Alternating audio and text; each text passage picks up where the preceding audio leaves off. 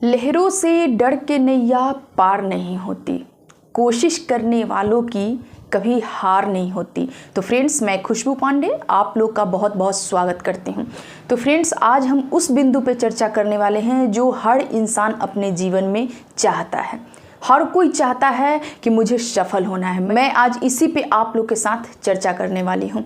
तो फ्रेंड्स, सबसे पहले मैं आपको एक कहानी के माध्यम से आपको बताऊंगी कि आखिर जीवन में बहुत सारी असफलताओं के आने के बाद भी इंसान सफल कैसे हो जाता है। उसके बाद मैं आपको कुछ ऐसे सक्सेसफुल पर्सन के बारे में बताऊंगी जिन्होंने अपने जीवन में बहुत सारी असफलताओं का सामना किया, उसके बावजूद भी आज उनके नाम का डंका पूरे देश में बज रहा है। पूरे देश का हम वर्ल्ड बोल सकते हैं। तो फ्रेंड्स, इंसान के जीवन में असफलता जब तक नहीं आएंगी तब तक वो अपने जीवन को सफल नहीं बना सकता है, क्योंकि कोई भी चीज़ आपके पास थाली में परोसा हुआ नहीं आता है। सिंपल सा बात है, आपको उसके लिए मेहनत करना पड़ता है, परिश्रम करना पड़ता है, आपको हार्ड वर्क करना पड़ता है, तब जाके कोई चीज़ आपके पास अचीव होता है। तो फ्रेंड्स, एक कहानी के माध्यम से समझते हैं कि हमारे जीवन में जब ढेर सारी असफलताएं आती हैं या फिर हमारे जीवन में कुछ ऐसे पल आते हैं जिनको हम पहचान नहीं पाते हैं, जैसे कि उसको हम लोग गोल्डन टाइम, गोल्डन अपॉर्चुनिटी बोलते हैं। तो आइए समझते हैं। तो एक व्यक्ति थे, वो बहुत जल्द अपने जीवन में सफलता के शिखर को छूना चाहते थे, लेकिन उनको समझ में नहीं आ रहा था कि आखिर वो सफल कैसे होंगे। इस तरह से वो बहुत ही हमेशा असमंजस में रहा करते थे। उनको कुछ समझ में नहीं आता था। उनको लगता था कि हम अपने लाइफ में कितना जल्दी सक्सेस हो जाएं, कितना जल्दी सफल हो जाए। और इसी परेशानी में आकर उन्होंने एक संत से मिलने का सोचा और वो संत से जाके मिले और अपनी परेशानियों के बारे में बताएं उनको कि मैं बहुत जल्दी सफलता के शिखर को छूना चाहता हूं, लेकिन ऐसा कौन सा योजना है जिसको अपनाकर मैं जल्द से जल्द सक्सेस हो सकूं।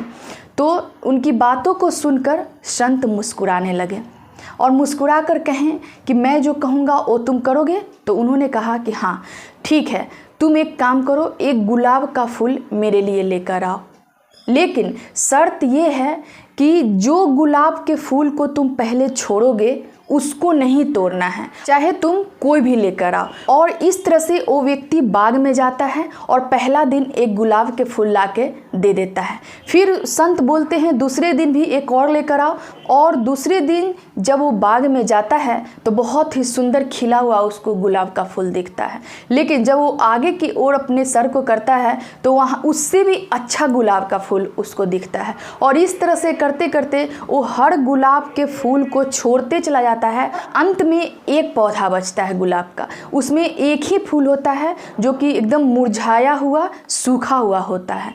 लेकिन उसको ये शर्त था कि तुमको पीछे जो खिला हुआ फूल अगर तुम छोड़ रहे हो तो उसको नहीं तोड़ना है। और अंत में वो मुरझाया हुआ फूल यानी कि गुलाब का फूल लेकर संत के पास आता है और संत से कहता है कि मैं खिला हुआ गुलाब का फूल नहीं ला पाया। इस पर संत हंसने लगे और कहने लगे कि जीवन भी ठीक इसी प्रकार है। अगर तुम ये चाहते हो कि मुझे एकदम से जल्दी में अगर सफलता मिल जाए तो ये नहीं होता है। आपको छोटे छोटे प्रयास करने होते हैं, छोटा छोटा कर्म पे ध्यान देना होता है, और वही छोटा छोटा कदम जो उठाते हैं लोग, और वही कदम को उठाते उठाते एक दिन सफलता के शिखर को छू लेते हैं, सफलता के बुलंदी को छू लेते हैं। तो फ्रेंड्स, ऐसा कभी नहीं होता है कि जीवन में सफलता एकदम से आती है, ऐसा नहीं होता है। कोई भी इंसान अपने जीवन में सक्सेस किया है, एक सक्सेसफुल पर्सन बना है, तो उसके पीछे एक छोटा छोटा प्रयास होता है, एक छोटा छोटा कदम उन्होंने कभी उठाया होता है। तो इसलिए फ्रेंड्स, कभी ये मत सोचिए कि मुझे बहुत जल्दी कुछ मिल जाए। नहीं, आप जब तक कर्म नहीं करेंगे, जब तक छोटे छोटे प्रयास नहीं करेंगे, जब तक अपने आप को तपाएंगे नहीं, आपको सफलता नहीं मिलने वाला है। इसी तरह से फ्रेंड्स, आइए कुछ व्यक्ति के बारे में जानते हैं जिन्होंने अपने जीवन में बहुत ही असफलताओं का सामना करना पड़ा उनको, और इतना ही नहीं, बहुत ही कठिन प्रयास करना पड़ा, और लेकिन अपने जीवन में उन्होंने कभी हार नहीं मानी। एकदम रास्ते पे अडिग रहें, रास्ते पे चलते रहें, अपने जीवन में हमेशा संघर्षरत रहें, अपने जीवन में हमेशा संघर्ष करते रहें। अगर उनके लाइफ में कभी भी असफलता भी आया तो वो वहाँ पे रुके नहीं। कहते हैं कि अगर आपके जीवन में परेशानी आई है तो आपको रोकने के लिए नहीं आती, बाधाएं आपको रोकती नहीं है, बल्कि वो आपकी जो परेशानी है, बाधा है, असफलता है, आपकी सक्सेस के, आपकी सफलता की वो पहली सीढ़ी होती है। तो उसी में बहुत लोग खुद को पहचान लेते हैं और बहुत लोग वहाँ पे छोड़ देते हैं। तो आपको वैसा नहीं करना है, ठीक है। मन में एक सह संकल्प लीजिए और अपने आप को एकदम सफलता के बारे में अगर सोच लिए हैं तो आपको एक दिन सफलता जरूर मिलेगी। तो ऐसे जो पहले व्यक्ति हैं जिनका मैं नाम लेना चाहूँगी वो हैं आपके महात्मा गांधी। नाम सुने होंगे आप लोग, जो कि आप आधुनिक भारत में उनके बारे में बहुत ही ज़्यादा चर्चा किया गया है।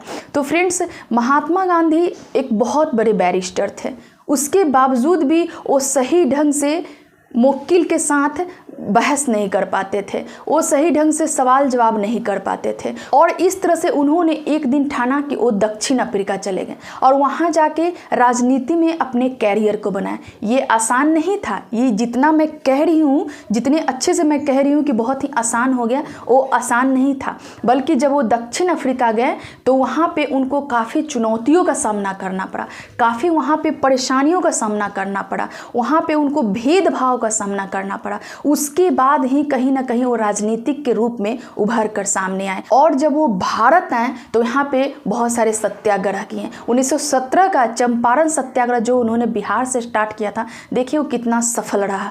और इस तरह से उन्होंने अपने राजनीति में कैरियर को बनाया। आइए हम लोग दूसरे व्यक्ति के बारे में जानते हैं। दूसरे पर्सन वो हैं अमिताभ बच्चन, जो आज कौन नहीं जानता है उनको। इतने बड़े उनको महानायक के रूप में जाना जाता है। अमिताभ बच्चन के बारे में ये कहा जाता है कि उन्होंने अपने जीवन में बहुत ही हताश और परेशानियों का सामना करना पड़ा। उनका अपने कैरियर फिल्म इंडस्ट्री में बनाने में बहुत मेहनत करना पड़ा, बहुत चुनौतियों का सामना करना पड़ा। लेकिन एक टीवी शो, रियलिटी शो आता है KBC, उससे उनको बहुत ही ख्याति प्राप्त हुई और इस तरह से अपने शिखर के बुलंदियों को उन्होंने हमेशा छूने का प्रयास किया। कभी भी उनके लाइफ में अगर कठिनाई आई तो वहाँ से घबराए नहीं। यहाँ तक कि उन्होंने एक अपना प्रोडक्शन हाउस स्टार्ट किया था, वो भी उनका विफल रहा। लेकिन ये सब के बावजूद भी अपने आप को वो एकदम अडिग रहे और हमेशा मेहनत करते रहें, हमेशा कठिन परिश्रम करते रहें। और आज देखते हैं कि परिणाम आपके सामने हैं कि आज उनको पूरा दुनिया महानायक के रूप में जानता है। इसी तरह से हमारे तीसरे व्यक्ति हैं आपको नरेंद्र मोदी, जिनको कौन नहीं जानता है। मतलब मैं भी बहुत ज़्यादा उनसे प्रभावित हूँ, ठीक है, क्योंकि उनका जो तरीका है बात करने का, उनका जो बोलने का तरीका है, एकदम बहुत ही मतलब प्रभावी तरीके से बात करते हैं। तो इस तरह से फ्रेंड्स, उनको बचपन, उनके बारे में ये कहा जाता है कि उन्होंने अपने बचपन जो बिताया वो ट्रेन में वो चाय बेचा करते थे। उनको शुरुआती शिक्षा सही ढंग से नहीं मिला, लेकिन इसके बावजूद भी उन्होंने राजनीतिक में कैरियर बनाया। 2002 के दंगे में, जब उन्होंने गुजरात में जब दंगा हुआ था 2002 में, तो उनको वहाँ पे काफ़ी विफलताओं का सामना करना पड़ा।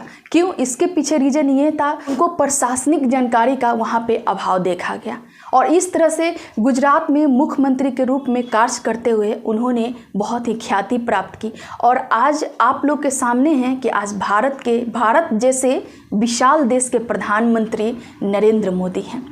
आप देख रहे हैं, मतलब परिणाम सामने हैं, कैसे लोग फर्श से उठ के अर्श पे जाता है। आप देख रहे हैं इस चीज़ को। आज नरेंद्र मोदी को एक अच्छा प्रशासक के रूप में भी जाना जाता है। पूरा दुनिया में उनका चर्चा हो रहा है, ठीक है। 15 देशों से उनको अभी तक पुरस्कार मिल चुका है। तो इसलिए फ्रेंड्स, कभी भी खुद को कमज़ोर नहीं समझना चाहिए, क्योंकि जो अपनी मंजिल की ओर चल देता है, मंजिल खुद एक दिन उसके पास चल के आ जाती है, ठीक है। आइए अगले व्यक्ति के बारे में जानते हैं कि अगले व्यक्ति हैं शिव खेरा। नाम बहुत फेमस है, आप लोग जानते होंगे शिव खेरा, जो कि उनकी एक बहुत फेमस बुक है जीत आपकी, पढ़े भी होंगे आप लोग। उनके बारे में ये कहा जाता है कि जब उन्होंने अपनी बुक की लॉन्चिंग की तो उन पे ये इल्ज़ाम आया कि वो साहित्यिक चोर का उन पे इल्ज़ाम लगा और इस तरह से मामला कोर्ट तक पहुंच गया। लेकिन वहां उन्होंने कहा कि नहीं, मैं काफ़ी रिसर्च के बाद अपने बुक को पब्लिश करवाया हूं, सो मेरा बहुत ही सही है। और इस तरह से कोर्ट में सेटलमेंट होने के बाद उनका जब बुक लॉन्च हुआ तो एकदम पब्लिशर बन गया था। तो क्या वो वहाँ पे उनके ऊपर जब चोरी का इल्ज़ाम लगा, बहुत बड़ा इल्ज़ाम होता है, तो वहाँ पे वो छुप के बैठ गए? नहीं ना, हमेशा संघर्ष करते रहे। और आज देखिए कि एक मोटिवेशनल स्पीकर, मोटिवेशनल बुक उनका जो है जीत आपकी, वो पूरे दुनिया में नाम कमा रहा है। आप देख रहे हैं इस चीज़ को। ठीक है, आइए अगले व्यक्ति के बारे में जानते हैं कि अगले व्यक्ति हैं धीरू भाई अंबानी। आप जानते हैं मतलब ऐसे व्यक्ति के बारे में मैं आपके पास आज चर्चा लाई हूँ जो बिल्कुल एकदम शुरुआती ढंग से स्टार्ट किए और आज पूरी दुनिया में डंका बोल रहा है उनका। ठीक है, धीरू भाई अंबानी के बारे में ये कहा जाता है कि सर्वप्रथम उन्होंने एक क्लर्क की नौकरी स्टार्ट की थी और यहाँ से भी नहीं बल्कि यमन चले गए थे, लेकिन वहाँ पे उनको मन नहीं लगा। जब भारत वापस आके उन्होंने बिजनेस स्टार्ट किया तो उनके दोस्त चंपकलाल उनसे अलग हो गए और उसके बाद उन्होंने रिलायंस की नींव डाली, जो कि रिलायंस आज पूरे देश में नंबर 1 कंपनी है। ठीक है फ्रेंड्स, आइए अगले व्यक्ति के बारे में जानते हैं, वो है स्मृति ईरानी। स्मृति ईरानी के बारे में ये कहा जाता है कि उन्होंने अपने कैरियर की शुरुआत मॉडलिंग से और टीवी शो से स्टार्ट किया था। टीवी शो पे एक टाइम था कि तुलसी के नाम से वो काफ़ी प्रसिद्ध हुए थे और सीरियल जो आता था क्योंकि सास भी कभी बहू थी, जो कि आज हर इंसान के मुंह पे, हर इंसान के जुबान पे कुछ भी बात होता है तो बोला जाता है कि क्योंकि सास भी कभी बहू थी। तो इसलिए फ्रेंड्स तुलसी के रूप में उनको एक ख्याति प्राप्त हुई और लेकिन उनका वहाँ भी कैरियर बहुत अच्छे ढंग से नहीं चला और इस तरह से उन्होंने अपने कैरियर को राजनीति में आजमाया और राजनीति में आज परिणाम आपके सामने हैं कि केंद्रीय बाल विकास मंत्री के रूप में अभी वो इंडिया में नियुक्त हैं। तो फ्रेंड्स, कहते हैं कि सफलता किसी की मोहताज नहीं होती। जो इंसान परिश्रमी होता है, जो इंसान मेहनती होता है, जिसमें हार्ड वर्क करने का क्षमता होता है, जिसमें लगन होता है, जुनून होता है, खुद पे विश्वास होता है, वो इंसान के लिए सफलता बहुत उससे दूर नहीं होती है। अगर किसी के जीवन में विफलता आ रहा है तो समझ लीजिए कि आपको कहीं ना कहीं वो सफलता का पहला सीढ़ी है जो आपके जीवन में विफलता आया है। इसलिए कभी भी विफलताओं से घबराइए नहीं, क्योंकि कहते हैं कि जो इंसान रास्ते पे चलता है उसी को ठोकर लगता है, जो चलेगा ही नहीं उसको ठोकर कहाँ से लगेगा। तो समझ जाइए कि आप अगर बहुत तेज चल रहे हैं तो आगे एक्सीडेंट भी हो सकता है, इसलिए लाइफ में ठोकर लगना भी ज़रूरी है। इसका मतलब ये नहीं है कि ठोकरे से आप घबरा कर रुक जाएं, नहीं, बल्कि ठोकर आपको सिर्फ और सिर्फ रुकने के लिए लगा है। आपको अपने जीवन में चलते रहना है, निरंतर प्रयास करते रहना है। एग्जाम्पल के तौर पे ले लीजिए एकदम इजी कि जब ट्रेन अपने स्थान से चलती है अपने गंतव्य स्थान तक पहुंचने के लिए, तो बीच में बहुत सारे स्टेशन, हॉल्ट, ये सब आते रहते हैं। इसलिए दोस्त, लाइफ भी वैसा ही, जो चलेगा उसी को ठोकर लगेगा, जो प्रयास करेगा वही गिरेगा। ठीक है, याद रखिएगा इस चीज़ को। इसलिए अगर आपको सफलता के बुलंदियों को छूना है, सफलता के शिखर को छूना है, तो आपको अपने जीवन में हमेशा प्रयास करते रहना होगा। और जब आप घर से निकल जाइएगा ना, तो आप ठोकरे खा कर जहां आपका सुनिश्चित है जगह, वहां आप जरूर पहुंच जाइएगा। कहते हैं ना, एक बहुत ही फेमस लाइन है कि मिल जाएगी मंजिल भटकते भटकते, मिल जाएगी मंजिल भटकते भटकते, गुमराह तो वो हुए जो घर से निकले ही नहीं। Thank you friends.